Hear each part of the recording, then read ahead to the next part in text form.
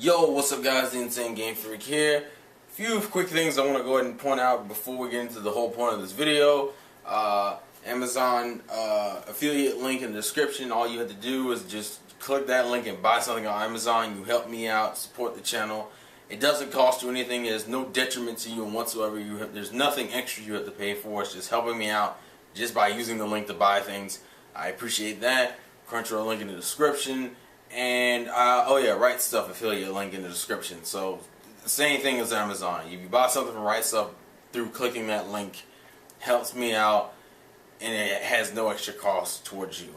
Anyways, also tell me what you guys think about the whole me using an intro and going back into the end screen format, but doing it in a different way. Leave your thoughts, comments. That's all helpful and needed.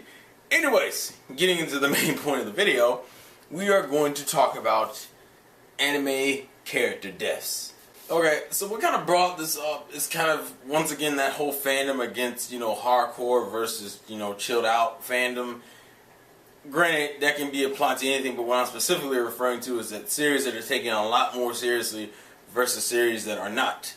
Now, I agree that character deaths raise the stake of a show. When you have the fear that characters can die, that makes the show feel a lot more realistic in its setting, depending on what its setting and plot is, honestly. But the whole point is that having the fear of death looming in the series is something that's needed for a great or amazing series.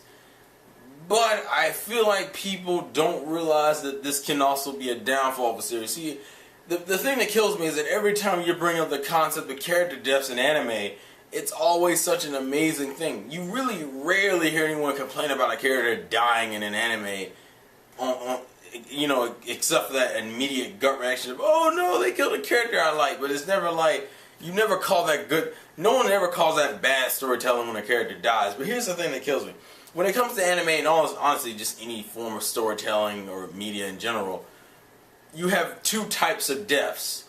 You have the deaths that affect you have the deaths of characters that may have not been important in their own right, but the effect their death has is important. And then you have characters who just die to show how the world is. An example of this would be Attack on Titan, having characters die because the Titans are running around killing people. You gotta have fodder characters in that because it's a fucking world in which Titans can run around and eat humans. So it would make sense we have fodder there. And then you have deaths like Jiraiya, or Asuma, or Ace, or fucking, I can't think of the top of my head, or Bossun, no, that's Skate Dance spoiler, and people already don't touch that show, so you're not going to get the reference, so we'll just stick to the mainstream, because that's easier for you guys to get.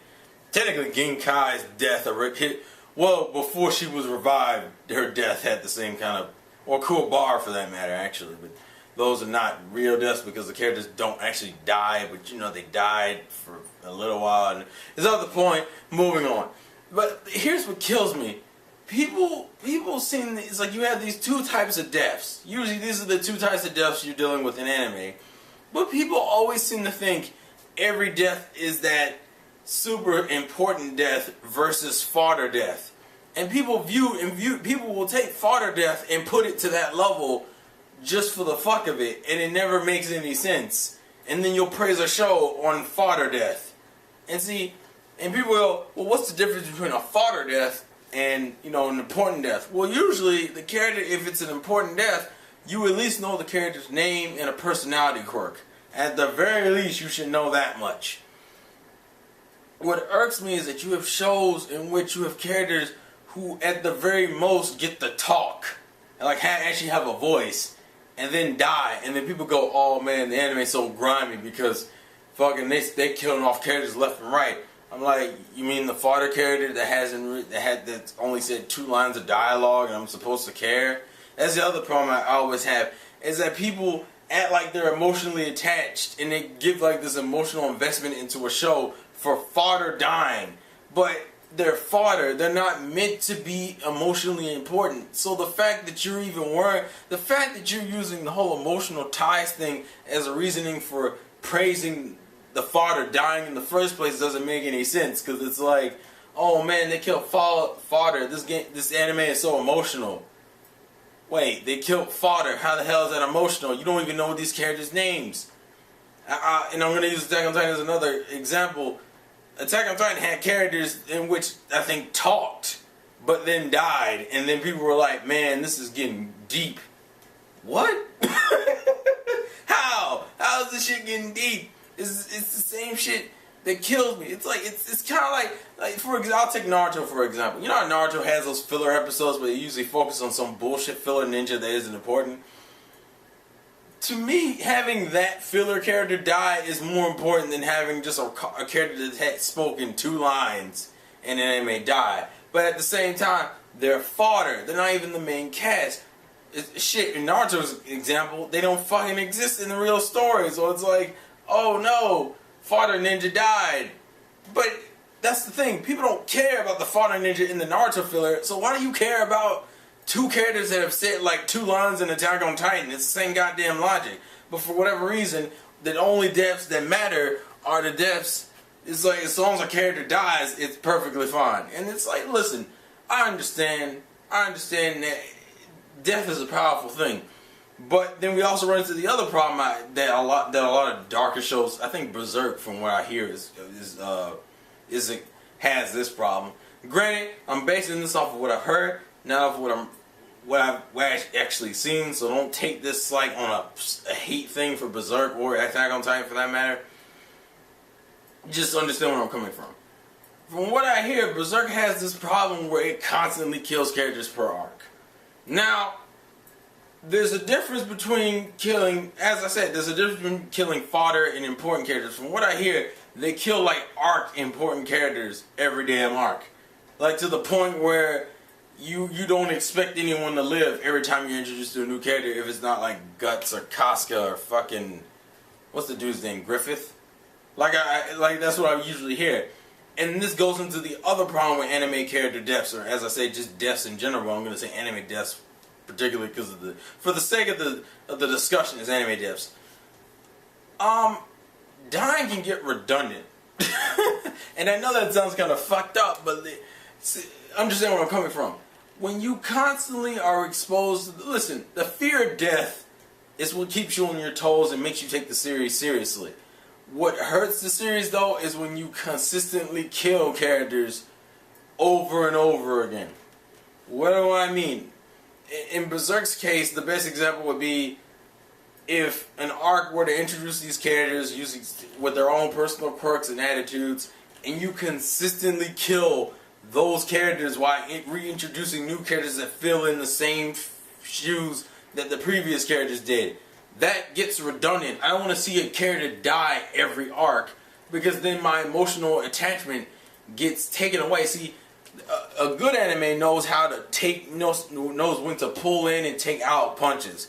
What do I mean by that? They don't kill a character every arc. They kill a character like once in a while. Like they'll wait a few arcs and then kill a character. Why do they do this? Because the emotional impact is heavier. When you kill, let's say you build an arc around this one female character and you kill her, and then the next arc you do this again with a male character and you kill him, and then the next arc you kill a child character that has the same kind of development, and you're just sitting there going, okay, we know someone's gonna die at the end of this arc. Like it's like the rule of thumb. It's like once you figure out the pattern to a game, the game gets less interesting or kind of boring. Especially when it's a game you can't win. The only way you win is just finishing it. And if it's an ongoing series, like fucking One Piece, Naruto, or Bleach cannot survive off that logic where it's like, actually I don't think any real big shonen could, but for some reason because it's death, people have a higher sense of, oh, it's someone died, so that's cool as shit because it makes this anime seem realistic and hardcore. And I understand maybe it's because these hardcore type animes or these sinning animes are not as popular or as saturated as, say, the shonen genre or the ecchi genre. But at the same time, it's like you can easily see the problem with this, but you're not seeing it because you're just fucking surprised that a character is dying in an anime because you're so not used to that shit. And it just kept, to me, it gets ridiculous because it's like, who wants to keep watching redundant deaths? Like, at a certain point, my emotional attachment is shot because I'm just constantly seeing characters die. that was one of my problems with Attack on Titan, where it's like you would introduce a few characters and then they would die like within a few episodes, and I'm like, what the fuck is the point? Don't introduce characters and keep killing them and then keep introducing characters, because then and this goes into another problem. Why the fuck are these characters talking at all if they're going to die in the next episode? See, that's the other thing. Fodder characters are characters like the random mother that gets stepped on by a Titan, or the random fucking human girl or human guy that gets his head chopped off by a demon. So if that's the case, they're fodder. That means they're not important. That means the only thing they should be saying, the only shit they should be saying is something that will add to the plot of the series. Like, for example, Attack on Titan, you show a mother and child crying as they're getting stepped on. Or in Berserk, you show a woman fucking committing suicide because they don't want to get raped by a demon. That, that would make sense. But then you have these fucking characters who are like, well, me and my boyfriend are going to, beat the Titans and we're going to live happy ever after. I'm like, what the fuck is the point of that? Is that the show that they're still ignorant ass motherfuckers in this world? Especially when it's funny when your main character is idealistic, so it's like, what the fuck is the point of this fodder? You're just having them say random shit. And see, in real life, this would make sense because there's a lot of useless shit in real life. But in a story, you expect each thing to have a purpose. You don't just throw a fucking character in there and have them talk for 2 lines to get killed and the 2 lines not mean anything, because it's a story. You're intentionally writing it to serve a purpose, meaning everything in your series is serving a purpose. So to have this random no-name character fucking talk about how her and her boyfriend are gonna live happily ever after, I'm like, are you trying to show how reality smacks them in the face? We've been seeing that throughout the series. What the fuck was the point of that? You just wasted my time for 10 minutes. Same thing with redundant deaths. I'm like, okay, look, I understand people die all the fucking time, but you're killing characters in a pattern to the point where it's like, I know you're about to kill 3 of these fucking characters by the end of this arc without even being introduced to the characters yet. And it takes away your investment of the anime, because at that point you're waiting to see them die. That's the one thing I can't stand. One Piece, on the other hand, has the problem of bullshitting the hell out of its deaths. Like, as I said, there are shows you can take more seriously than others. Naruto, you can take more seriously than One Piece sometimes, because One Piece will inherently have characters suffer, like, situations you physically shouldn't be able to come back from, and not have in the world, in the plot of One Piece, or the world of One Piece, not explain it at all. Like Pell's death. If Monet is alive, I still call that is bullshit. If Monet is alive, I'm going to lose my mind. And the same thing with Shinokuni. That Shinokuni shit was dumb. It didn't make any fucking sense. Oda likes to do this whole I'm not gonna kill a character thing, but it doesn't make sense in the context of his world. He had to BS a way to make it make sense. It's ridiculous. But then again, you also have deaths that just kind of come out of fucking nowhere. And, surprise deaths, that's usually how it works. Like Jiraiya, it was like, oh shit. But you have a death that really didn't add anything to the story too, like fucking Asuma. Asuma's death in Naruto was not a fucking death where you were like, oh shit, this is gonna have a major effect on Shikamaru as a character. And nothing really changed with Shikamaru. Shikamaru literally has not changed. He just seems a little bit more hardened now because of the experience. But it's not like... It would have made... To me, Asuma's death would have made a lot more sense with someone like Choji or Ino, who had their personality flaws that they needed to work on. Specifically Choji. But Ino kind of needed the development too. Doing it for Shikamaru, even though Shikamaru went through that whole I need to stop being lazy and take shit seriously mode, at the end of part 1, I'm like, why the fuck are you throwing this at me again? As I said, the death was handled well. It's just a what the fuck death. It's like, it doesn't really add anything. Unless you want to make the argument it was for the whole Naruto development later when Jiraiya died, but whatever. You could have still done that. Anyways, that's just my whole thing. There are different types of deaths, and people need to stop. If anything, my biggest gripe is that people glorify deaths that aren't important as if they're important, and they're not important. It's like plot. It's like deaths for the sake of plot. That's supposed to happen. I'm not gonna be like, oh shit, the anime's hardcore because they just showed a Titan stepping on the mother, or showing a Titan eating a woman's head off, or oh shit, they showed a woman getting raped by a demon. Yeah, the shit's hardcore, but you're just trying to convey the way the world works in this particular anime or series. And then you have these dumb deaths, these stupid fodder anime characters saying shit that they have no right saying. Just a whole bunch of just kind of wasting my time. And then, you know, consistently killing characters takes the appeal out of your anime. Especially, and that kind of shows how hollow your anime is, honestly. If the only way you can produce real shock value is having characters die. If you can't give me a legit mystery or some type of action to follow through, if you can't give me anything else but shock value from your characters, that's it. And to me, that's also a way to cop out on the characters. It's like you just throw a character in there just for the sake of killing them. And I'm like, see, you just wasted my fucking time. And then you consistently do this, so I just emotionally just go, well, your series is going to always have characters getting killed, so I don't really give a shit. This is the problem with anime character deaths. When you overdo them, you don't do them right, or they just come out of fucking nowhere. Granted, Awesomeness is an example of coming out of fucking nowhere, but it being done well. But it's still a what the fuck, you know, surprise deaths is one thing, but just out of the fucking blue deaths is ridiculous. Like Jiraiya dying, that was a surprise death, but it made sense in the context of the story. Awesomeness was kind of like, well, what?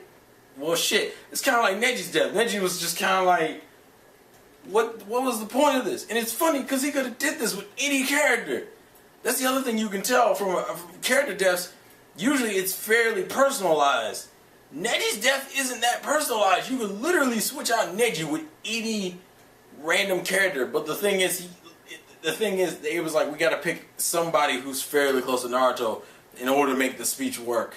And it looked like Kishimoto just threw a fucking dart. The boy was like, oh, hit Neji. I guess Neji's gonna die. You literally could have did this with fucking Kiba or Shino, and it really would have had the same damn effect. Maybe you wouldn't have got the same emotional impact from the fandom because people don't really care for Kiba or Shino like that.